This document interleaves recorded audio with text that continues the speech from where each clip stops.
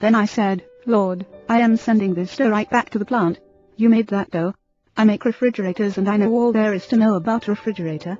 When we sell a refrigerator, we guarantee the customer service. If his refrigerator doesn't work right, and if our service agents can fix it, he brings it back to the plant, and we fix it, because we know how. So I said, Lord, you made this dough. You manufactured it, and your service agents, the doctors, don't seem to know how to get it working right, and if you don't mind, Lord, I would like to have it fixed up, as soon as possible, because it's bothering me. How is the turnout? I asked. Perfect, he replied. Perhaps this is a foolish kind of story, and I laughed when he told it, but I almost cried too. For I saw a wonderful look on that man's face as he related that incident of a specific prayer. Be specific. Ask God for any right thing, but as a little child, don't doubt. Doubt closes the power flow. Faith opens it. The power of faith is so tremendous, that there is nothing that Almighty God cannot do for us, with us, or through us, if we let Him channel His power through our minds. So roll those words around on your tongue. Say them over and over again until they lodge deeply in your mind, until they get down into your heart, until they take possession of the essence of you. Whosoever shall say unto this mountain, Be thou removed, and be thou cast into the sea, and shall not doubt in his heart, but shall believe, that those things which he saith shall come to pass, he shall have whatsoever he saith. Mr. 1123 suggested these principles some months ago to an old friend of mine, a man who perpetually expects the worst. Up to the time of our discussion, never did I hear him say anything other than that things would not turn out right. He took this negative attitude toward every project or problem. He expressed vigorous disbelief in the principles outlined in this chapter, and offered to make a test to prove that I am wrong in my conclusions. He is an honest man, and he faithfully tried these principles in connection with several matters, and actually kept a scorecard. He did this for 6 months.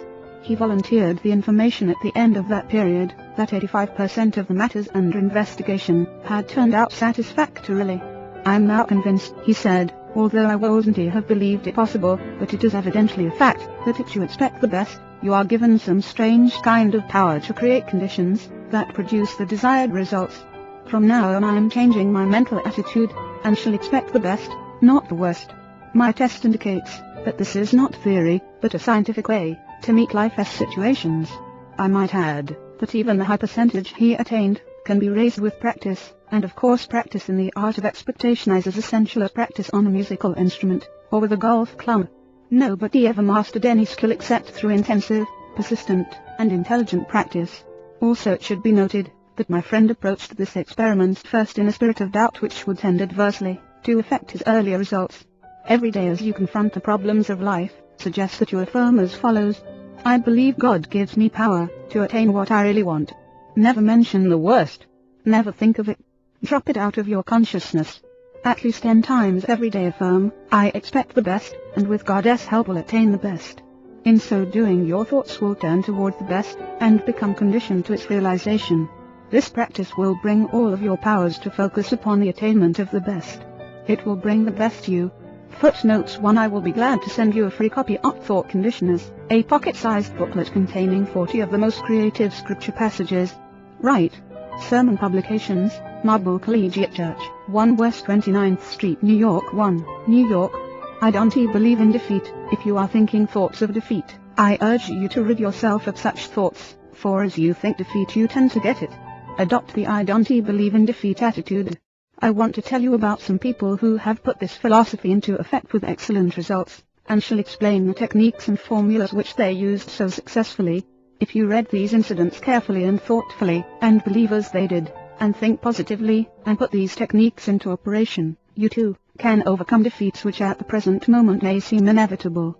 I hope you are not like an obstacle man of whom I was told. He was called an obstacle man because, regardless of whatever suggestion was advanced, his mind instantly went to all possible obstacles in connection with it. But he met his match, and learned a lesson which helped to change his negative attitude. It came about in the following manner. The directors of his firm had a project under consideration which involved considerable expense, and some definite hazards as well as success possibilities. In the discussions regarding this venture the obstacle man would invariably say, and always with a scholarly air, invariably this type acts wise, probably a cover-up for inner doubt feelings. Now just a moment. Let us consider the obstacles involved.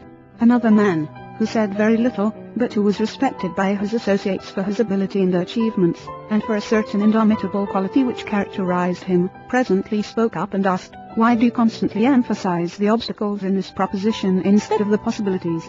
"Because," replied the obstacle man, "to be intelligent one must always be realistic, and it is a fact that there are certain definite obstacles in connection with this project. What attitude would you take toward these obstacles, may I ask?" The other man unhesitatingly replied, "What attitude would I take toward these obstacles? Why, I would just remove them, that's all, and then I would forget them." "But," said the obstacle man, "that is easier said than done. You say you would remove them, and then you would forget them. May I ask if you have any technique for removing obstacles, and for forgetting them, that the rest of us have never discovered?" A slow smile came over the face of the other man as he said, "Son, I have spent my entire life removing obstacles, and I never yet saw one that could not be removed provided you had enough faith and guts, and were willing to work. Since you want to know how it is done, I will show you." He then reached into his pocket, and took out his wallet. Under the Singles window was a card on which were written some words. He shoved the wallet across the table and said, "There, son, read that. That is my formula, and auntie give me the song and dance, that it won't work either. I know better from experience." The obstacle man picked up the wallet, and with a strange look on his face, read the words to himself. "Read them out loud," urged the owner of the wallet. This is what he read in a slow, dubious voice. "I can do all things through Christ which strengtheneth me." PHP 413. The owner of the wallet put it back in his pocket and said, "I have lived a long time, and have faced a lot of difficulties in my time, but there is power in those words, actual power, and with them, you can remove any obstacle." He said this with confidence, and everybody knew he meant it. This positiveness, together with the facts of his experience which were known to all, for he was a remarkable man who had overcome many odds, and because of the further fact that he was not in any sense holier than thou, made his words convincing to the men around the table. At any rate, there was no more negative talk. The project was put into operation, and, despite difficulties and risks, turned out successfully. The technique used by this man is based on the primary fact about an obstacle, which is don't be afraid of it. Practice believing that God is with you, and that in combination with Him, you have the power to handle it. So the first thing to do about an obstacle is simply to stand up to it, and not complain about it or whine under it, but to forthrightly attack it. Don't go crawling through life on your hands and knees half defeated. Stand up to your obstacles, and do something about them. You will find that they haven't half the strength you think they have. A friend in England sent me a book by Winston Churchill entitled Maxims and Reflections.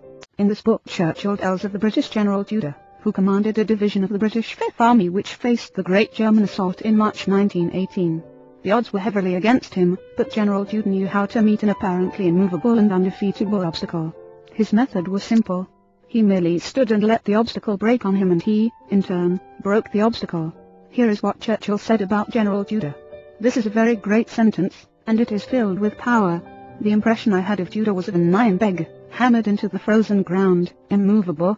General Tudor knew how to stand up to an obstacle. Just stand up to it, that's all, and don't give way under it, and it will finally break. You will break it. Something has to break, and it won't be you, it will be the obstacle. You can do this when you have faith in God and faith in yourself. Faith is the chief quality you need. It is enough. In fact, it is more than enough. Use that formula which the businessman suggested, and you will develop this brand of power for faith in God and in yourself. You will learn to know yourself, your own ability, your power to do things. To the degree to which your attitude shifts from negative to positive, the mastery touch will come to you. Then, with assurance, you can say to yourself under any and all circumstances and mean it, I don't believe in defeat. Take the story of Gonzalez, who won the national tennis championship a few years ago in a grueling battle.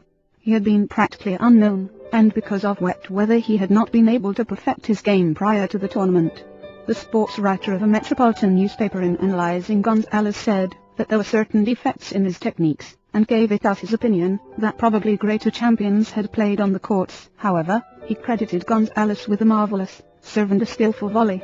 But the factor that won the championship, said the writer, was his staying power and the further fact that he was never defeated by the discouraging vicissitudes of the game. That is one of the most subtle lines I have ever read in any sports story. He was never defeated by the discouraging vicissitudes of the game. It means, does it not, that when the game seemed to go against him, he did not let discouragement creep in nor negative thoughts dominate, and lose the power needed to win. This mental and spiritual quality made that man a champion. He was able to face obstacles, to stand up to them and overcome them. Faith supplies staying power. It contains dynamic to keep one going when the going now is hard. Anybody can keep going when the going is good, but some extra ingredient is needed to enable you to keep fighting when it seems that everything is against you. It is a great secret, that of never being defeated by the discouraging vicissitudes of the game. You may counter, but you don't know my circumstances. I'm in a different situation than anybody else, and I'm as far down as a human being can get. In that case you are fortunate, for if you are as far down as you can get, there is no further down you can go.